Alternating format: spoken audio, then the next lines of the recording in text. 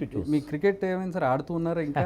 ఒకసారి ఢిల్లీకి ప్రాతినిధ్యం వహించారు, ఇక్కడ హైదరాబాద్ యూనివర్సిటీకి ప్రాతినిధ్యం వహించారు, అండ్ ఫ్రెండ్లీ మ్యాచెస్ కూడా చాలా ఆడారు. How is it going? Schooling, college, అవి ఐ మిస్ క్రికెట్ అండి. I miss cricket. నేను పొలిటికల్ క్రికెట్ బాగా ఆడుతున్నారు కదా. మ్యాచెస్ చూస్తూ ఉంటాం. నిన్న కూడా మ్యాచ్ మన ఇండియా ఆఖరి ఓవర్స్ చూడటం జరిగింది. We felt so happy. Shubman Gill first ever victory as a captain. I felt so happy.